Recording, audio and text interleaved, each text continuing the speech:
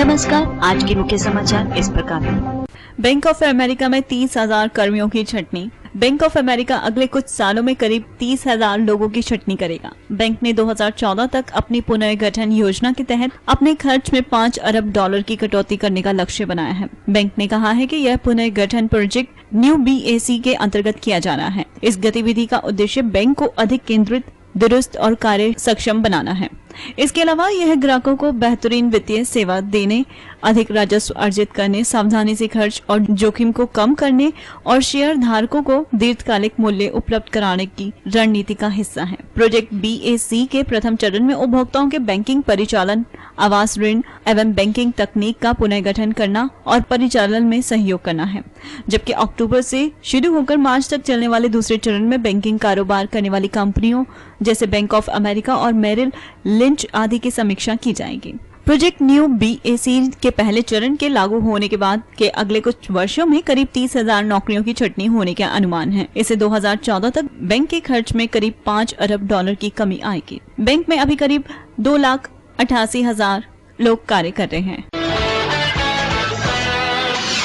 अन्ना प्रशंसक ने पाकिस्तान में किया आमरण अनशन शुरू। खुद को अन्ना हजारे के आंदोलन से प्रभावित बताने वाले पाकिस्तान के एक व्यवसायी ने देश में भ्रष्टाचार के खिलाफ सरकार पर दबाव बनाने के लिए आमरण अनशन शुरू कर दिया है। 68 वर्षीय रजा जहांगीर अख्तर ने इस्लामाबाद के सुपरमार्केट में अनशन शुरू किया है। उनके समर्थकों ने बयान में कहा है कि उनकी मांग है कि संसद भ्रष्टाचार विरोधी विधेयक पारित करे। अख्तर ने मांग की है कि राजनीतिक दलों को अपने घोषणा पत्र में पाकिस्तान को एक कल्याणकारी राज्य में तब्दील करने का प्रावधान लाना चाहिए। अख्तर की सुपरमार्केट में एक दुकान है और वह सत्तारूढ़ पाकिस्तान पीपल्स पार्टी से भी जुड़ा हुआ है। इससे पहले वह किराया नियंत्रण जैसे मुद्दों पर अभियान चला चुके हैं। उन्होंने बताया है कि उनका विरोध हजारे के जन लोकपाल विधेयक की तर्ज पर संसद में एक भ्रष्टाचार विरोधी विधेयक लाने में मददगार होगा। अख्तर ने यह भी कहा कि वह दक्षिण एशिया में तेजी से बढ़ते सैन्यकरण पर भी ध्यान आकर्षित करेंगे। पानी के इस्तेमाल पर पेप्सी को देना होगा ज्यादा टैक्स। अब बड़े उद्योगों और पेप्सिको होल्डिंग्स जैसी सॉफ्ट ड्रिंक्स कंपनियों को सरकार द्वारा लगाए गए पानी पर अधिक टैक्स का भुगतान करना होगा। ये वैसी कंपनियां हैं जो अपने उत्पाद के लिए व्यापक रूप से जल को ही कच्चे माल के रूप में इस्तेमाल करती हैं। सुप्रीम कोर्ट ने सोमवार को एक फैसले में ये बात कही है। न्यायमूर्ति मुकुंद कुमार शर्मा और AR दवे की पीठ ने पेप्सी सॉफ्ट ड्रिंक्स निर्माता की दलील खारिज कर दी है। उसने कहा है कि सरकार का भिन्न भिन्न तरह से जल का उपयोग करने वालों के अलग अलग जल कर लगाने का फैसला भेदभावपूर्ण है। फैसले में कहा गया कि आवेदक पेप्सिको होल्डिंग्स निगम द्वारा मुहैया कराई जा रही सुविधा प्राप्त कर रहा है, इसलिए निगम जिस दर की मांग कर रहा है उसे उसी दर से उसकी अदायगी भी करनी होगी, क्योंकि सरकार द्वारा उसी दर से भुगतान लिया जा रहा है। इसके साथ ही पीठ ने महाराष्ट्र औद्योगिक विकास निगम के फैसले के खिलाफ दायर अपील को भी खारिज कर दिया। केरल में बाल फिल्म महोत्सव। केरल राज्य चलचित्र अकादमी राज्य में पहली बार बाल फिल्म महोत्सव का आयोजन कर रहा है। तिरुवनंतपुरम में कल से शुरू हो रहा यह महोत्सव त्रिशूर और कन्नूर में भी आयोजित होकर 14 अक्टूबर तक चलेगा। अकादमी द्वारा यह महोत्सव भारतीय बाल फिल्म सोसाइटी और केरल सरकार के साथ संयुक्त रूप से आयोजित किया जा रहा है। इसमें केरल के 14 जिलों के विभिन्न स्कूल्स में 12 फिल्मों का प्रदर्शन किया जाएगा।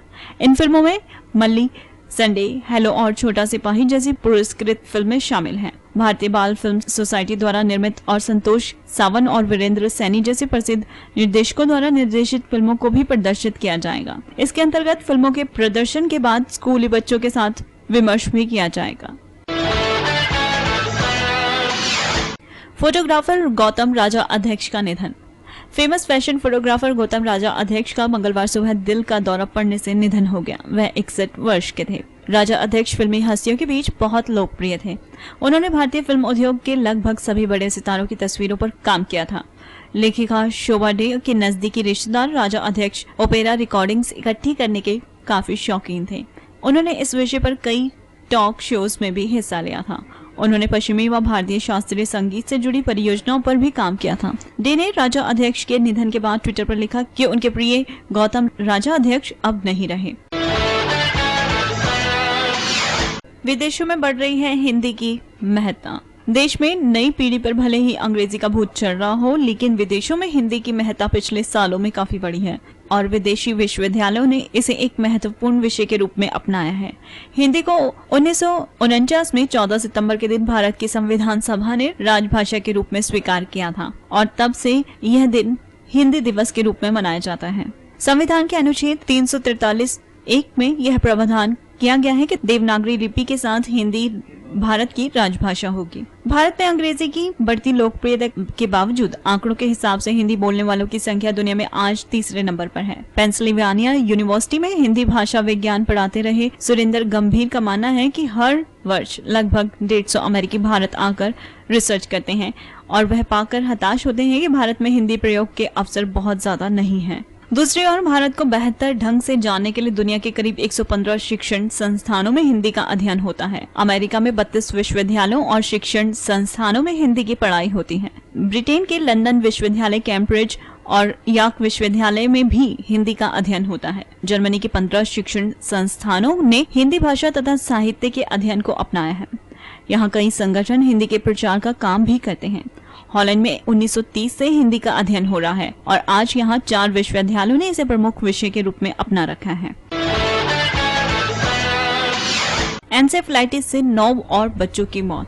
पूर्वी उत्तर प्रदेश में दिमागी बुखार यानी एन्सेफेलाइटिस से 9 और बच्चों की मौत होने से इस साल इलाके में इस बीमारी से मरने वाले बच्चों की संख्या 268 पहुँच गई है। अधिकारियों ने बताया कि यहाँ BRD मेडिकल कॉलेज अस्पताल में भर्ती गोरखपुर के 3, कुशीनगर में 4 और पड़ोसी राज्य बिहार के एक बच्चे की मौत हो गई। अस्पताल के सूत्रों के मुताबिक इस बीमारी के लक्षणों के साथ 46 रोगियों को अस्पताल में भर्ती कराया गया है, जिनमें से 2-2, 3-3 बच्चों का एक ही बेड पर इलाज किया जा रहा है। इस साल 1377 रोग भर्ती किए गए, जिनमें से 109 में जापानी एन्सेफेलाइटिस की पुष्टि हुई है। पाकिस्तान में बाढ़ से 200 लोगों की मौत, 53 लाख प्रभावित। पाकिस्तान के सिंध प्रांत में पिछले 10 दिनों से हो रही मूसलाधार बारिश से बाढ़ आ गई है।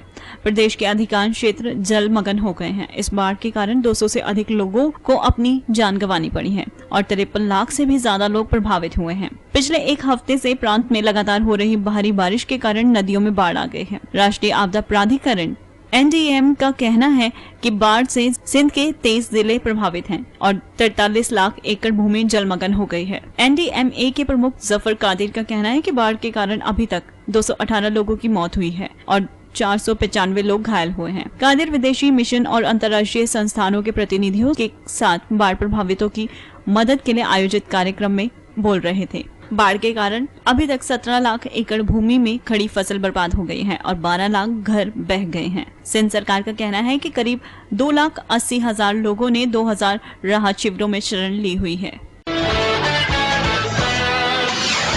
गद्दाफी के 32 करीबी सहयोगी नाइजर में।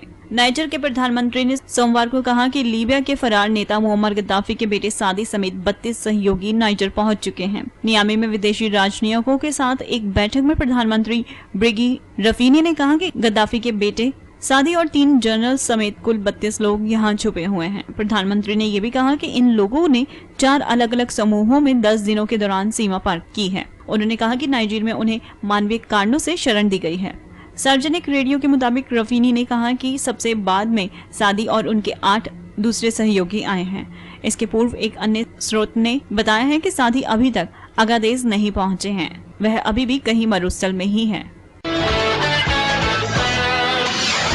इराक में 22 बस यात्रियों की गोली मारकर हत्या। हथियारबंद बदमाशों ने कल रात सीरिया में आ रही एक बस के 22 यात्रियों की गोली मारकर हत्या कर दी। घटना इराक के पश्चिमी प्रांत अनबर में हुई। पुलिस जनरल हैदर रजाइज ने AFP को इस घटना की जानकारी दी। उन्होंने बताया कि कुछ हथियारबंद लोगों ने सोमवार की रात स्थानीय समय अनुसार करीब 9:30 पर सीरिया से आ रही बस को रोककर उसमें से 22 यात्रियों को नीचे उतारा और एक स्वचालित हथियार से उनकी हत्या कर दी।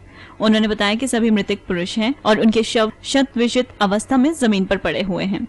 घटना बगदाद से करीब 300 किलोमीटर पश्चिम में हुई। यह क्षेत्र इराकी सेना के नियंत्रण में है। साल 2003 में अमेरिका के नेतृत्व में इराक पर हुए आक्रमण के बाद सुन्नी बहुल प्रांत अनबर अलकायदा का गढ़ रहा है। अलकायदा के सदस्यों ने सड़क मार्ग से जॉर्डन और सीरिया जा रहे कई विदेशी तथा इराकी यात्रियों की हत्या की है। स्थानीय सुरक्षा अधिकारियों ने बताया कि कल सुबह हुई एक घटना में हथियारबंद बदमाशों ने अलकायदा के विरोधी ही एक सुन्नी इमाम की गोली मारकर हत्या कर दी। उन्होंने अल शुहादा मस्जिद के 63 वर्षीय इमाम अहमद महमूद अल जबालवी की हत्या करने के लिए साइलेंसर लगे हुए हथियार का इस्तेमाल किया। अंगोला की लीला लोप्स ने पहना मिस यूनिवर्स का ताज। अंगोला की लेइला लोप्स मंगलवार को मिस यूनिवर्स 2011 का ताज हासिल करने में कामयाब रही। ब्राजील में आयोजित इस कंपटीशन में भारतीय प्रतिभागी वासुकी सुंकावली पहले ही बाहर हो गई थी। वासुकी इस कंपटीशन के अंतिम 16 प्रतिभागियों में भी अपनी जगह नहीं बना सकी। वहीं यूक्रेन की ओलेसिया स्टीनफेंको प्रतिस्पर्धा में पहली रनर अप रही और ब्राजील की प्रिसिला मैकेडो दूसरी रनर अप रही। इस कंपटीशन के पिछले साल की विजेता मेक्सिको की जिमेना नवराते ने लोप्स को ताज पहनाया। इस बार 79 देशों की प्रतिभागियों ने इसमें हिस्सा लिया, जबकि अब से पहले 86 देशों की प्रतिभागी ही इसमें शामिल होती थी। भारत को साल 2000 से मिस यूनिवर्स का ताज नहीं मिला। मॉडल से अभिनेत्री बनी लारा दत्ता अंतिम भारतीय मिस यूनिवर्स थी। और अब आज के मौसम की जानकारी। मंगलवार की सुबह आसमान में बादल रहेंगे व तापमान रहेगा 8 डिग्री सेल्सियस। वहीं दिन के समय भी आसमान में बादल व तापमान रहेगा 13 डिग्री सेल्सियस। शाम के समय भी आसमान में बादल बने रहेंगे व तापमान रहेगा 9 डिग्री सेल्सियस। और रात भर आसमान में ज्यादातर बादल रहेंगे व तापमान रहेगा 7 डिग्री सेल्सियस। तो ये थी आज तक की न्यूज और अब समय हो चुका है विदा लेने का।